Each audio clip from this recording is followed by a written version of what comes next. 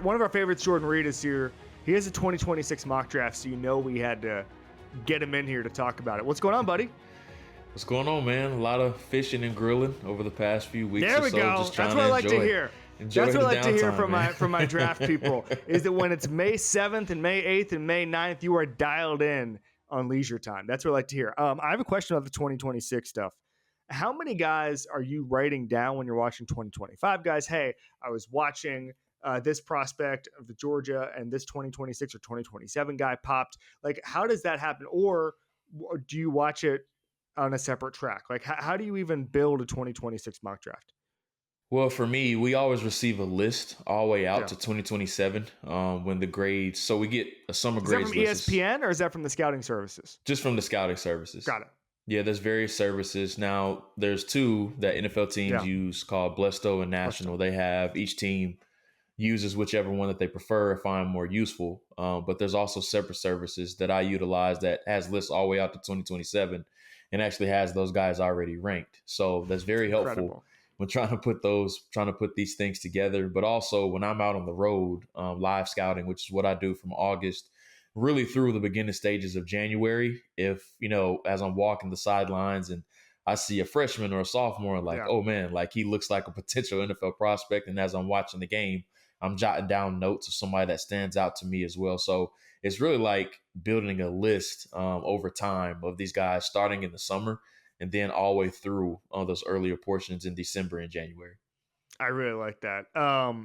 It's really interesting now to see the way the draft is developing when you're talking about 2026 and 2027. Because first of all, we've talked about this a million times. You'll do it again. We'll probably do it while we're talking about our prospects, but like the portal changing everything and the way these guys are getting levels of competition. And I said this a couple weeks ago on the show, but if Khalil Mack transferred from Buffalo to Penn State, he would have gone first overall over Jadeveon Clowney. Like we would have seen it. We wouldn't have had to project because he played that one game against Ohio State. And we said, oh yeah, but one game against Ohio State, he would have played an entire Big Ten schedule and everything would have been fine. We wouldn't have had those questions.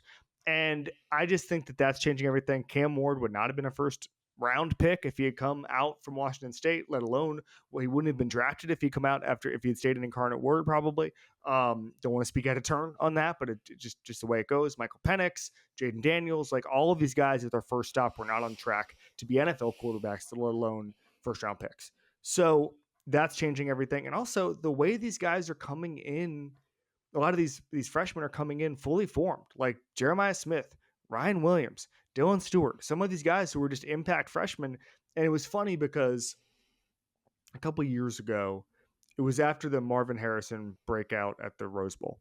And you had Brock Bowers, and you had all these guys, and they weren't draft eligible. And I said, man, that draft is looking at tantalizing amounts of wait till this draft, right? Wait till this draft, wait till this draft. And 2027 is getting that too.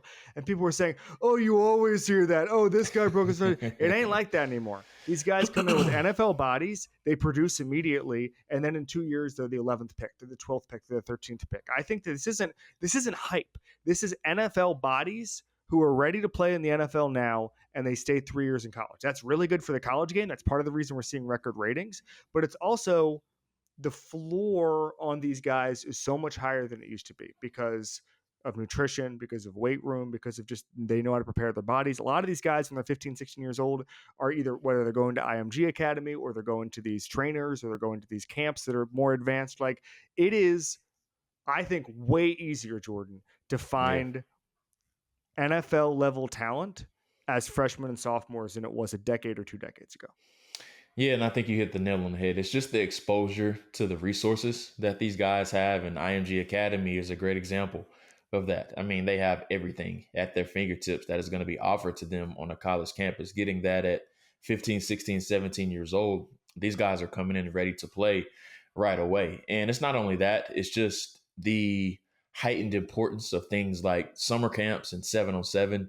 I mean, 7-on-7, it's like an AAU circuit now where teams travel everywhere now. And that's why I think there will never be another bad receiver class because of that, because of the exposure of 7-on-7, how advanced these receivers are now, and, just the reps that they're getting as well. So it's just the exposure to different resources and then just the heightened importance of summer camps and 7-on-7. I completely agree. And the 7-on-7s, that helps quarterbacks to a certain extent, wide receivers, cornerbacks. It doesn't help trench play at all, which is part of the reason you're probably seeing some problems in the trenches, especially with coaches complaining about offensive line development or whatever. The outside of the field is getting more developed than it ever has been because you're getting thousands more reps than you used to. It's hard for a guard to get those reps. It's really hard. So that's weight room. That's all that stuff. But it's really, you can't, even just physical toll, you wouldn't want to have thousands more reps as a guard. Like, you need to preserve your body. It's a very physical thing. I was a guard. I didn't need any more reps than I got. Okay. I was good. I don't think any amount of 7-on-7s was going to help me in 2003. Don't think it was in the cards for me. All right. So we're going to do our top 3 2026 prospects right now. And then our predictions for the top 3. And then you're going to give me some potential late risers as well. You have the floor.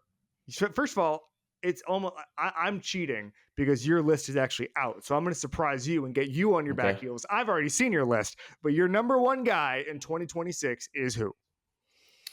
So let me ask you this. Are we ranking just the players if we're making a big board? We're doing or are we doing... We're doing. I know you said it would be number 1 for your rankings. Okay. We're doing your actual mock draft. Yeah, so I think it's going to be a quarterback. Now, in my mock draft, I had Cade Klubnik of Clemson, and I'll give my explanation for that. Cade is not as physically gifted as some of the other quarterbacks in this year's class. Like, he's not a LaNorris Sellers. Mm-hmm. He's not even as physically gifted as Drew Aller. But when I look at Clemson this year, I think they're set up to make a huge run in college football. And I think they are a strong contender to win the national title this year just because I look at what they have coming back. They're loaded at receiver, which is the first time that we have said that about Clemson in a very long time, which is what they notoriously have been known for ever since Dabo Swinney has been there. They've got back to being strong at receiver this year. They have some guys that they're really excited about in that room. Defensively, they're absolutely loaded as well. Peter Woods is one guy that I'll talk about here in a second that I think is a strong contender to be a top 3 pick. They have another defensive lineman, TJ Parker, who is an edge rusher that's probably going to end up being a top 15 to 20 pick as well. They actually hit the transfer portal this year, which is something I never thought that I would say about Dabo Swinney, and they've done a good job of bringing in some defensive pieces on there as well. They have one of the best cornerbacks in the country, and Avion Terrell, who's the younger brother of AJ Terrell of the Atlanta Falcons. So I look at Clemson. I think they're set up to make a huge run. And then I just go back to what they did against Texas in the college football playoff last year, and they put up a good fight. And they obviously were not as talented as Texas on either side of the ball, in my opinion. But I just think they're going to remember what happened in that game. And with the young players that they had, all those guys are coming back, so they have the experience in that type of setting as well. And then I was a huge doubter of Klubnik coming into the year. I will admit that. I wasn't a huge fan of him. But as the year went along, Kev, he got so much better. And in that game against Texas, I thought he was phenomenal. Like, he surprised me so much in that one. I think he had like 335 passing yards and 3 touchdowns against one of the best secondaries in the country. So I think Cade Klubnik is going to be set for a big year, and he's going to be on the big stage a lot, even though Clemson is obviously playing in the ACC. But if they can make a huge run in a college football playoff, I think he has a chance to be a number 1 overall pick contender. So that was my reasoning behind putting him at number 1 overall in the mock draft. Couple draft. Things. Number 1, I think Clemson, their roster is a little bit top heavy because Dabo doesn't recruit at the level he did 6 or 7 years ago. That's portal, that's NIL. The roster, frankly, is not, you mentioned the talent gap with Texas. I think even though they have a handful of really top prospects, I think there's still going to be a talent gap with Texas and Oregon and Ohio State and some of these places. Buying them as ACC probably champions, selling them as CFP contenders to win it. I just think that the barrier for entry to win the CFP is so high. I think to win 2 games, and I've talked about this already, like the portal and NIL and all that stuff, that's made the world is flat now. Like, the difference between team 8 and team 40 is as small as it's ever been in the history of college football. There used to be a massive gap between that. That no longer exists because of the way you can augment your roster, all that stuff. I don't think Clemson recruits well enough or uses the portal well enough to be a Texas, to be one of the teams that I just mentioned, right? A Georgia, obviously. I thought it was interesting when they played, and I don't want to make this a college football thing, but they played Georgia last year, and Kirby made an offhanded comment where he said, They said, "Oh, you see Dabo on the trail," and Kirby kind of said, "Yeah, we don't really see Dabo on the trail anymore." And I thought that was really interesting because what he was hinting at was these whales that used to go to Clemson. That doesn't happen as much. And you look at God, for God's sakes, look at like the 2015, 2016, 2017 roster for Clemson. It is unbelievable how deep they were. NFL guys at every position. So just to address your Clemson point, ACC champions, yes. National contenders, my book, not yet. I'm talking about Cade. And really good athlete in a way that he showed it last year in a way I didn't know he had that in his bag. Just tuck the ball, run, and create 50, 60, 70-yard types of touchdowns. I didn't know he had that kind of speed. The deep ball to me, the arm strength, I think you said he had B minus arm strength, something like that. That might be generous because some of those plays, I mean, there was one play, I don't remember who was against. Like the receiver was just waiting for him, and then he underthrew it a little bit, and it was a touchdown, and it was great, and the result was the result. But you gotta hit those guys in stride to be my number one overall pick. I think he's a really good quarterback. I think he's, as I said, the athleticism. He's on time all the time. But I to be number one overall, I think he's got to show more tools, or he's got to be perfect at basically everything else. I'm stopping short of him being able to do that this year. Can I give you my 1B? And that's why I said, there we go. That's kind of a 1A and 1B for me. Yeah. And they're both in the same state. So LaNorris Sellers. Yeah, he's my number one. He's my number one. Opposite. That's why I put him as my top two in my mock draft. And I wanted to make sure like I had him back to back. So I had Cade 1 and I had LaNorris, I think 4 to the Jets. Now, LaNorris is the complete inverse of that. He is a Ferrari, man. Like everything about him, he has so much horsepower to his game. And I mean, he was only 18 years old last year, started as a redshirt freshman, and you saw it in so many glimpses with him. I've made the comparison of Donovan McNabb to him, but even stronger than what McNabb was coming out of Syracuse. And I know that's way back for a lot of people, but he just has that thick frame. And you see the social media clips of him going around. He's like, I've seen him, I go to South Carolina games all the time just because it's 2 hours away from where I'm at here in Charlotte. And it's hard not to look at him, man. Like, even though he wasn't draft eligible last year, I was there for the LSU game where he was incredible in that one. I was at other multiple games as well, but the LSU game of where he had, I think it was a 75-yard run right up the middle of that defense. That's one where I was like, okay, I need to go ahead and jot this kid's name down for next year. But he has all the tools that you want of a number one overall pick. And you're going to hear the comparison Anthony Richardson a lot with him, but I think he's a way more polished passer than what Anthony was. And he's going to have way more experience than what Anthony was coming out to with him only starting 13 games. But the one area where I want to see him get better at is, the turnover worthy stuff with the fumbles. I think he had 6 and 7 games that he lost. And then I want to see South Carolina open up the playbook a little bit more for him this year too. And I think that was just a product of him being young. But this year, I want to see them really open up things for him and allow him to really, audible at the line of scrimmage, make these different checks. If he doesn't like a play, getting out of things and getting into the right situation. So he kind of was in, quarterback 101 last year, or level 1. Now I want to see him take it to level 3 and level 4. And if he's able to do that, man, I think he's a very strong contender to be a number 1 overall pick. So he's my number 1. And I go back to something Dave Brugler said on this pod a couple of weeks ago about Shamar Stewart. And I'm not a huge Shamar Stewart fan at this point, but he said the NFL draft traits, not production. They don't. And so, first of all, Sellers had production. This is not Anthony Richardson. He had production. He played well last year, played well in big games. Some of his throws were just phenomenal. Some of his touch throws. If I had, again, so much more about the prospects and also like the quarterback position, a lot more than me. Felt to me watching his cut-ups this morning that he needs to keep his eyes downfield a little better. He needs to, when he gets in trouble, his default is to run, which with that speed, it would be my default too. But I kind of feel like he doesn't, like one of the things, and they're completely different prospects, but like to compare him to this year's number 1 overall pick, Cam Ward, one of the things that was great about Cam Ward was that when he got in trouble, his solution was to keep reading the field, right? He never stopped reading the field. He would get the ball out quickly, all that stuff. Sellers' impulse is to run because he's a better athlete. He just, at the NFL level, they're going to want to see you just hanging in the pocket and making more of those decisions. Having said that, I think he's a phenom. I wish South Carolina, for their sake, wasn't losing so much on defense so they could be a national contender. I think they're not, and I think that, but they're going to win a bunch of games. It's different because he's draft eligible this year, but the joke I keep making is like Sellers needs DJ Lagway's publicist because everybody keeps talking about DJ Lagway, and I'm saying, guys, I'm not even sure. We don't do divisions anymore, but like, I'm not sure in the old SEC East he's even the best guy. Like, I think Sellers is there. I think he's really, really, really good, and I think that by this time next year, I think he's going to be the number 1 overall pick. I mean, I don't doubt that at all, just because it really just depends on which type of quarterback that you like. And I think what's really interesting about the different buckets in this year's class, I think Nussmeier and Cade Klubnik are in a similar bucket as far as those guys that aren't overly physically gifted.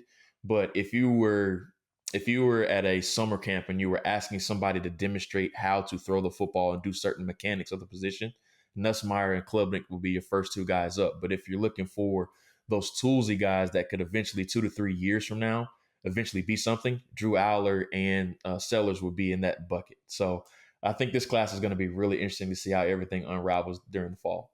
All right, so I'm just going to say this right now. Garrett Nussmeier from LSU is my number 2. He's my number 2 pick in the draft next year. He is what I look for. Like, I wish Klubnik had a little more of this in his game. I wish Sellers had a little bit more of this in his game. An NFL team is going to fall in love with his A, quick processing, and B, he just fires it in there. He just bang, snap, bang, bang. And there's not nearly enough of that. It drives me nuts when I watch these college quarterbacks, and this is it. This is my universal take for everything. These college quarterbacks, these Zoomer quarterbacks, have never had to learn what it's like, the punishment for holding onto the ball too long. The punishment, if you were born in 1970, was you were playing on concrete with like green carpet over it, and if you held the ball too long, Bruce Smith was going to damage you for the rest of your life. Okay, that was the downside of holding on to the ball too long. The quarterbacks get protected; these guys stand back there. But guess what? In college, you can get away with that. In the NFL, you're not going to get irreparably damaged every time you do it like you did if you were playing in 1996, but you are going to get sacked a lot. So the answer is either get an elite offensive line and hope that he holds up, or speed him up, right? Caleb Williams, dumbest plan of all time. Take a guy whose fatal flaw is holding on the ball too long, give him bad offensive line. What did you think was going to happen? What did you think was going to happen? Okay. Nussmeier takes, I was, for whatever reason, I was just watching the USC tape this morning. Not for whatever reason, but like we were doing the show, but like I started to watch him with the USC game. He was just firing it in there. And I know he throws those picks sometimes, but I just love guys who don't waste time. Don't go back there and try to figure it out. One of the things about Cam Ward is, everybody sees the plays against Duke where he rolls out and takes 11 seconds and, waits for 6 defensive backs to fall down. There's that. But you know what else there is? Him just getting the ball and throwing it as fast as you possibly can with maximum velocity to a tight end, to a slot guy, to an outside receiver in some cases. Just getting rid of the ball. You have to do it. And Nussmeier, to me, the reason your team's going to fall in love with him is because there's going to be a coach who says, will you quarterback stop wasting time and get the ball out of your hands? That, to me, is Garrett Nussmeier. And I mean, he's a coach's son, and that shows up on this tape. Like, he's so polished with seeing everything. It's very rare that a coverage really confuses him. It's more so of a lack of execution with him, or just boneheaded decision-making. Like, I was there for the Alabama game with him, which was one of his worst, arguably his worst of the season. And they just sped him up. Like, that's the only way to really defeat a quarterback like that, just because he's not an overly athletic guy, and he has a tendency to always spin left when he exits the pocket for whatever reason. So that's another tendency that he has to clean up. But what I wrote about in this scouting report is that he has the confidence that he can fit a football through a coin slot. Like, that's the confidence that he plays with. There's no window that's too tight for him that he tries to fit it through. And just that gunslinger mentality that he plays with. Now, I think his arm is more flexible than strong, in my opinion. I don't think he has an overly strong arm, which I think is something that's going to be really interesting to see this year with him having better surroundings at receiver. I think they'll be much better at receiver this year. They bought a bunch of transfers in from Oklahoma and Kentucky and all over the country. So I think they're going to be much better there. So I'm really interested to see what happens with him this year and how much better he can play this year. But I'm with you. I think he has a chance to definitely ascend up the board. I'm just interested to see if he can clean up the turnover-worthy throws. I know there's this impulse to LOL Brian Kelly, what a loser, Notre Dame upgraded, all that stuff, and I'm not a huge Brian Kelly fan, but that's gone a little overboard. I would not be surprised if LSU was the best team in the country this year.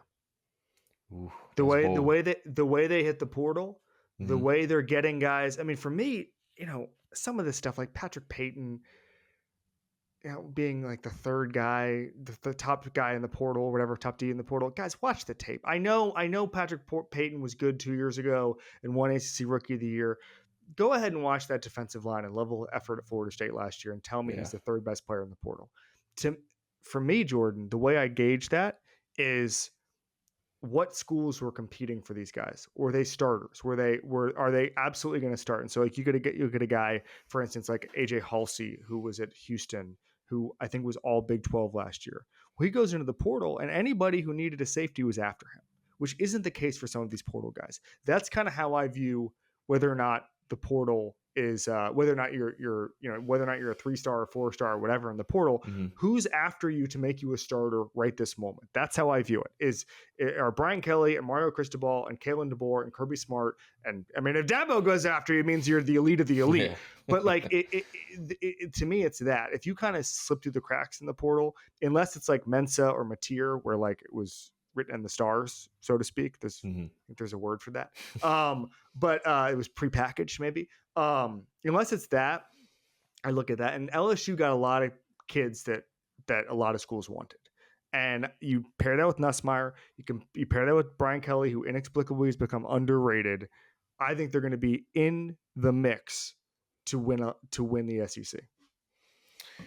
We should see, man. Mansour Delane, corner from Virginia Tech, is another player that they're really excited about too. They had some early round buzz coming into the year, so I think they're going to be really good offensively. It just comes down to how Blake Baker can get those guys going in year two. And, he came over with a bunch of hype when he came over from Mizzou. Highest paid DC in the NFL or in college football, right? So I think it's going to be really relying on how well that defense comes together with all those transfers.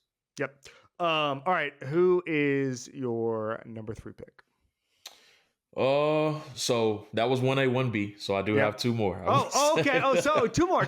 Okay, great. I thought you were going to do 1A, 1B, and then 3. Okay. Yeah. So I mean, the next 2 are easy for me. You're just jammed. You ran an RPO with the first overall picks. All right. Now we'll go number 2. I'm just gonna go with the 2 who I think are the 2 best players in the draft this year. Is Caleb Downs of Ohio State. Yep. And also Peter Woods, who I touched on a little bit earlier, D lineman of Clemson. But with Downs and something I always find interesting now that I've been in the draft space for about 8 years now is that prior to guys being draft eligible, they're seen as these godsend type of prospects coming in.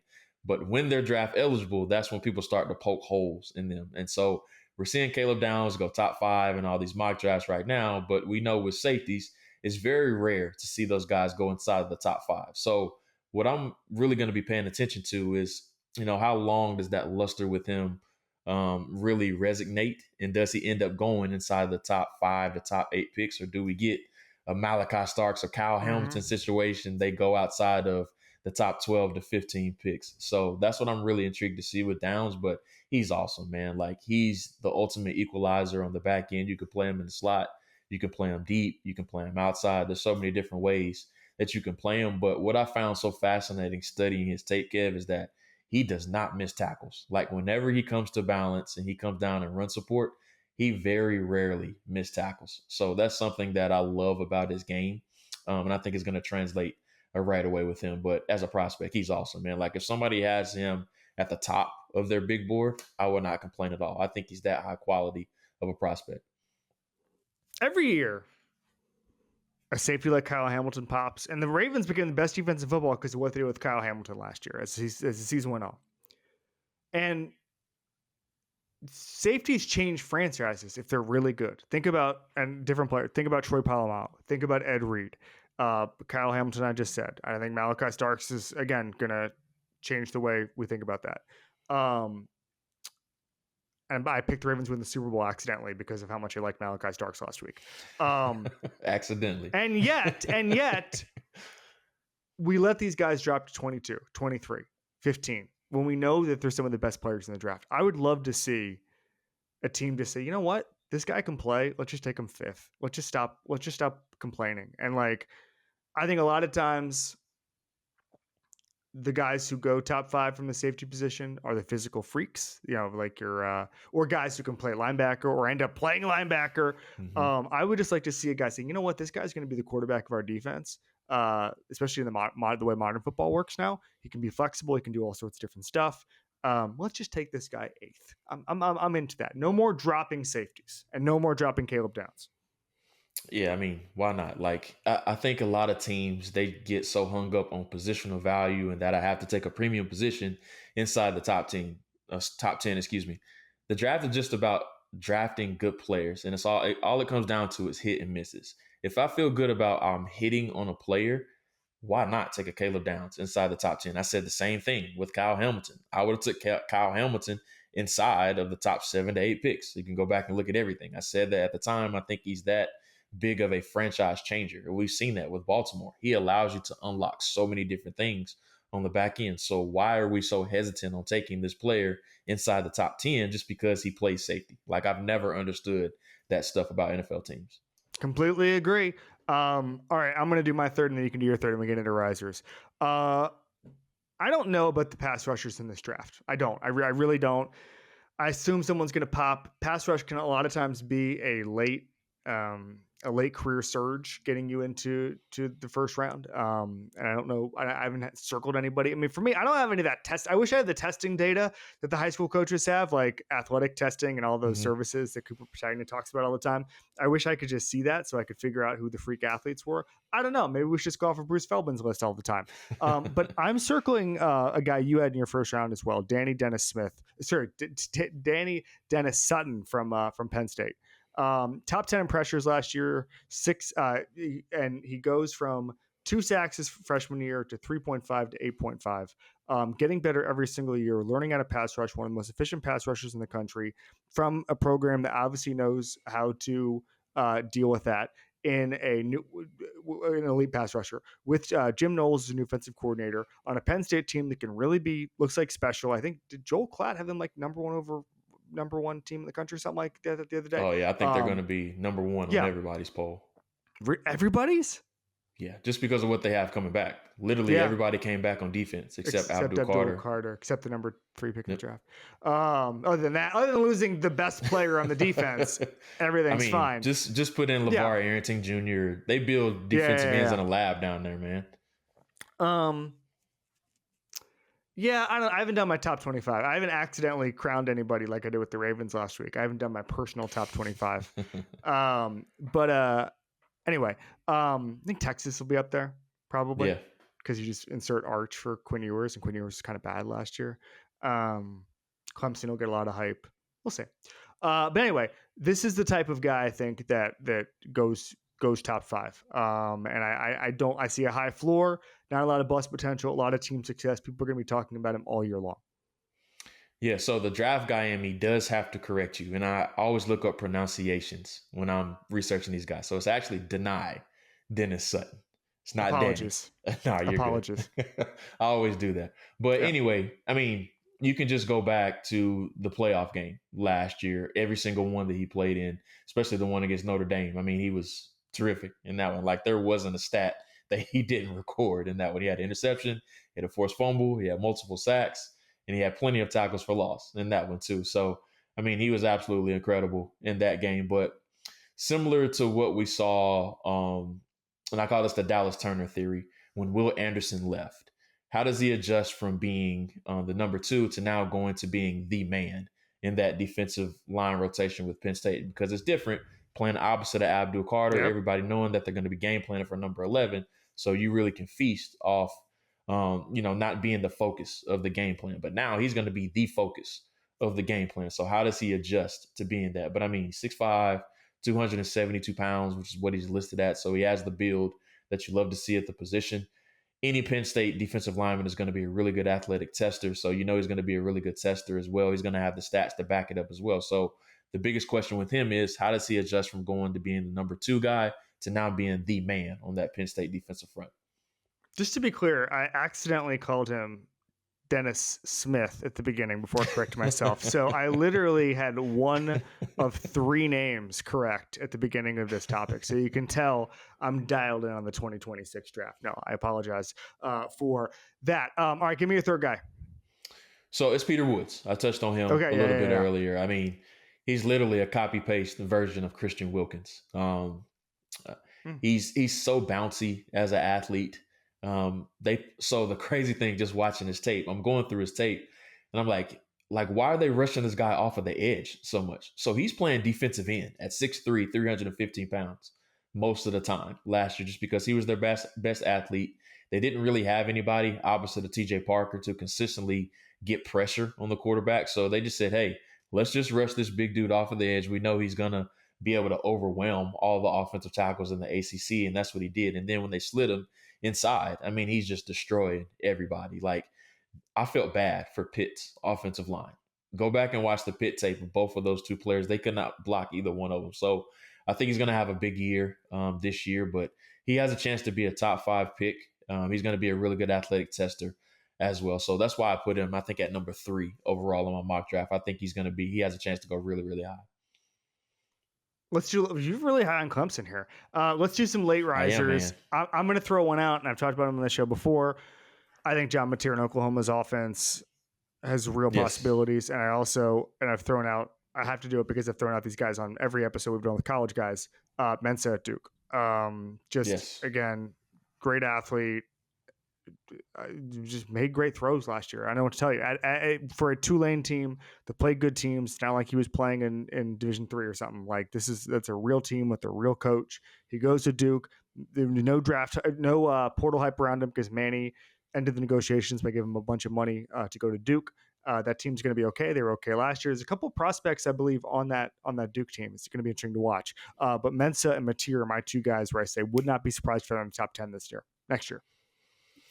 Yeah, I mean, that wouldn't be surprising at all. I haven't studied Mensa's Tulane stuff in depth, honestly. That's more so of a summer project for me when I'm getting into the weeds of the quarterback class, when I come out with my hot board, which comes out every August going into the season. So he's one name that definitely is high. Another is Fernando Mendoza at Indiana, who I've seen getting a lot of hype online. I haven't really done a whole bunch of work Nate Tice on him. Honestly, Nate has done a really good job of putting up some clips about him as well. So I'm really excited to study him. But my riser, I wrote down a couple names. I actually put one as the first receiver off of the board in my mock draft. His name is Jacoby Lane. He's a receiver at USC. I'm so excited to see him play this year. So I was on the call for the Las Vegas bowl game when they played Texas A&M last year, the 3-touchdown game that he had. And, going into the game, his stats weren't great. He only had just over 400 yards, he had 9 touchdowns going in as well. So he has a little bit of feast or famine to his game. Either it's a first down or a touchdown or nothing at all with him.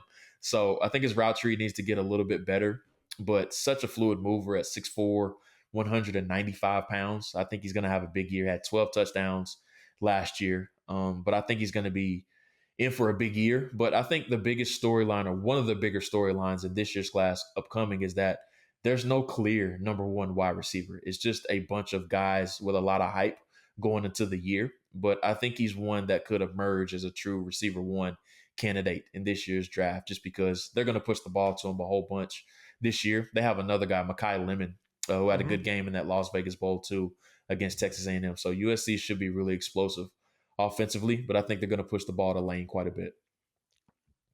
I love those names. It's going to be a good year. I'm excited about it. A lot of guys, again, the 2027 draft guys only make the college game better. So you have the 2026 and the 2027. Teams can tank for 2027 for whoever they want, whether that's Arch or Dylan Stewart or Jeremiah Smith or whomever. It'll be fascinating to watch. Jordan Reid, check out his mock draft. Check him out on ESPN. Check him out on his grill. Thanks, buddy. Thank you as always.